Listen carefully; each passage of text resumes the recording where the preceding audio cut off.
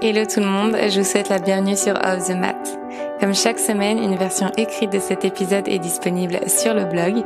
Si vous découvrez aujourd'hui mon podcast, je suis Marine, professeure de yoga, et je partage ici mes expériences de vie pour qu'ensemble, nous avancions vers l'équilibre et l'épanouissement personnel. Je vous souhaite une très belle écoute. Pourquoi le yoga n'est pas un sport ? Eh bien, le yoga n'est pas un sport parce que le yoga est vraisemblablement et véritablement déconnecté de la performance physique. Je menais cette discussion il y a quelques temps de cela avec une de mes élèves et nous parlions de posture plus avancée, de son goût pour l'auto-challenge et de son incapacité à se détacher de cette volonté de résultat visible. Je lui ai dit que le challenge était complètement humain et sain dans la mesure où il ne représente pas une finalité. Car dans cette course à la réussite, tout entre guillemets échec se vit comme une fatalité et l'impact sur la confiance et l'estime de soi est alors immédiat, pour ne pas dire dramatique.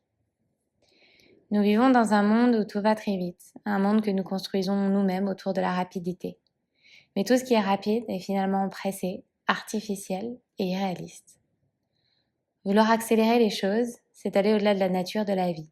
Tout prend du temps pour se construire, et ce temps se doit être octroyé avec patience et bienveillance.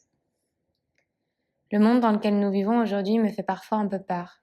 Et je ne vais pas vous mentir, la plupart du temps, je préfère fuir du regard cette réalité qui n'est pas celle dans laquelle j'aspire à vivre. Je te parlais un peu plus tôt de résultats visibles. Alors parlons de l'image.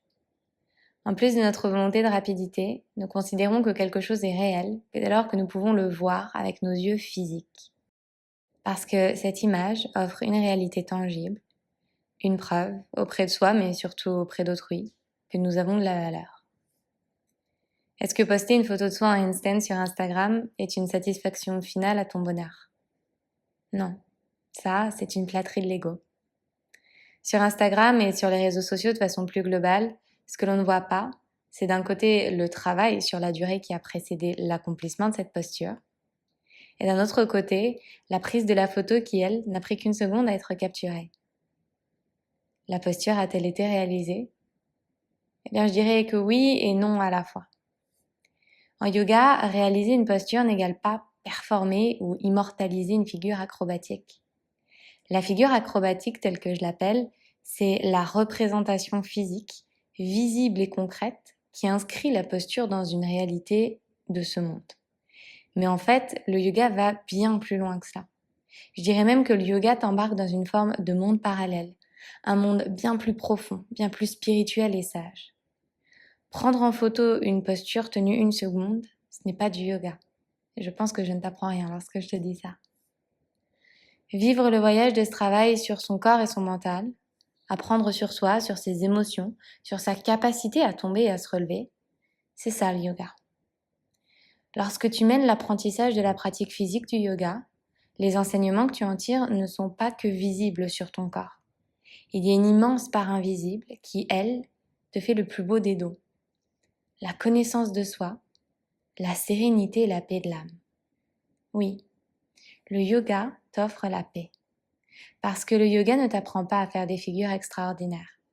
Il t'apprend à explorer tes limites, à te dépasser, à t'écouter, à accepter, à lâcher prise, à te surprendre. Le yoga ne t'apprend pas à prendre une jolie photo pour la montrer à ton entourage. Il t'apprend à te détacher de l'ego pour te permettre de ressentir cette suffisance et cette fierté en toi d'avoir simplement bougé ton corps d'une manière qui soit consciente et bienveillante. Le yoga, c'est l'étude de soi et de la vie. Le yoga, c'est une philosophie qui t'offre une vision macro et microcosmique, puis de toi en tant qu'individu au sein de ce macrocosme. Qui suis-je ? Probablement l'une des questions les plus vastes, profonde et complexe à laquelle tu n'auras jamais à répondre. D'ailleurs, beaucoup d'entre nous disparaissons sans en avoir trouvé une réponse de valeur. J'éprouve une reconnaissance éternelle d'avoir un jour croisé la route du yoga, parce que le yoga fait de moi une personne bien plus belle de jour en jour. Le yoga nourrit mon âme d'une connaissance inestimable sur qui je suis et la manière dont je peux avancer dans chacune de mes vies pour trouver la sérénité et la paix infinie. Je considère le monde tel qu'il existe aujourd'hui comme une sphère de souffrance, dans laquelle nous sommes finalement encouragés à nous maintenir, dans cet état de souffrance. On nous fait croire que cet état de douleur est la normalité, alors qu'un monde bien différent existe en dehors de la structure et des schémas de pensée que l'on nous inculque. Le yoga me guide dans cette prise de conscience. Il me guide à trouver les outils en moi pour ne pas subir ma vie, pour ne pas vivre ce quotidien comme une fatalité. Tu es actrice de ta vie si tu le choisis, et tu es victime de ta vie si tu le choisis. C'est ok en fait d'avoir peur et de ne pas avoir envie de voir l'autre face de la réalité. Il y a une réalité visible qui est confortable, qui nous rassure parce qu'elle rentre dans les clous. Elle nous permet de recevoir la validation de nos pairs, et cette sensation d'être en adéquation avec qui on nous demande d'être nous octroie un sentiment de sécurité, finalement de réussite. Ce qui est de l'ordre du visible n'est pas nécessairement la représentation de ta réussite, bien que c'est exactement ce que la société veut te faire croire. J'envisage ma réussite par mon degré de conscience vis-à-vis du monde dans lequel je vis. Et très honnêtement, le yoga, c'est un peu ma lampe torche sur ce chemin parfois un peu sombre, incertain, imprévisible et effrayant qu'est la vie. Si je devais résumer en un seul mot ce que le yoga m'a offert, eh bien je dirais liberté. La liberté de penser, d'agir, de dire et d'être. Et je crois que ce sont toutes ces libertés que l'on nous apprend à nous auto-priver en grandissant. Effrayant, n'est-ce pas ? De se dire qu'on nous éduque de sorte à nous créer nos propres barrières, nos propres souffrances.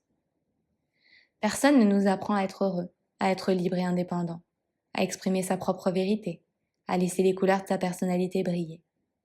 À l'inverse, on nous apprend à être dans les règles de la légalité, on nous apprend à obéir, on nous apprend à nous conformer. On nous convainc que réussite équivaut à argent, amis, famille, avidité et possession matérielle. Le yoga m'a enseigné que ma réussite résidait dans la qualité de mes relations sociales, dans ma capacité à m'aimer et à m'entourer de personnes qui m'aiment, dans mon détachement du résultat et de la finalité esthétique, dans ma conscience de la valeur que représente mon présent et a fortiori la vie au sens bien plus large. Alors non, bien sûr, le yoga n'est pas un sport. Le yoga implique une notion visible et tangible de mouvement, l'appréciation d'un voyage assez incroyable avec son corps pour apprendre à l'aimer et à le respecter un peu plus chaque jour. Mais le yoga ne s'y résume pas. Le yoga implique surtout une notion invisible bien plus subtile, au niveau spirituel, émotionnel. Le yoga, c'est une boîte à secrets incroyable, un trésor qui t'est livré clé en main. Comme tout à chacun, nous avons le choix. Affronter l'idée qu'une autre réalité est possible, naviguer au travers des obstacles physiques, psychologiques, spirituels pour trouver des réponses. Ou nier l'idée qu'une autre réalité, bien trop effrayante, est possible, et se conforter dans ce que nous savons déjà, ou du moins pensons savoir. Honnêtement, il n'y a pas de bon ou de mauvais choix. J'ai conscience de l'emprise de la peur sur nos pensées, sur nos actes, parce que la peur paralyse, mais elle se révèle bien trop souvent destructrice. La conscience, c'est selon moi la clé. Si tu penses et si tu agis d'une certaine manière de façon consciente, peu importe ce que tu penses et dis, tu assumes à 100% la réalité dans laquelle tu vis aujourd'hui parce qu'elle est tout simplement le fruit de tes choix conscients. L'inconscience, c'est un peu la petite sœur de l'ignorance. Et au même titre que la jalousie ou encore la peur, te rend victime de ta propre vie. Dès lors que tu élèves ton âme à l'état de conscience, tu connectes vraisemblablement le corps à l'esprit et tu es en mesure de prendre des décisions depuis un état de sagesse et de liberté. Tu as écouté cet épisode jusqu'au bout, alors merci d'avoir gardé tes oreilles et ton esprit grands ouverts. On ne peut inspirer le monde depuis un vase vide. L'ouverture à la nourriture de l'esprit est selon moi l'une des plus belles qualités que nous pouvons cultiver aujourd'hui. Nous élevons tous notre conscience en nous nourrissant les uns les autres, en partageant nos opinions, en considérant ceux d'autrui. Mes paroles et pensées ne sont pas des finalités, mais de simples voies de réflexion que je continue de mener dans mon propre voyage intérieur. J'espère que ces mots résonneront en vous et qu'ils vous inspireront dans votre chemin de vie. Si cet épisode vous a plu, n'hésitez pas à écouter le reste de la playlist et à rejoindre dès aujourd'hui Luna, une communauté bienveillante que j'ai à cœur de guider chaque semaine vers le bien-être et la pensée positive au travers de mots doux inspirants. Encore merci pour votre écoute et je vous dis à très vite.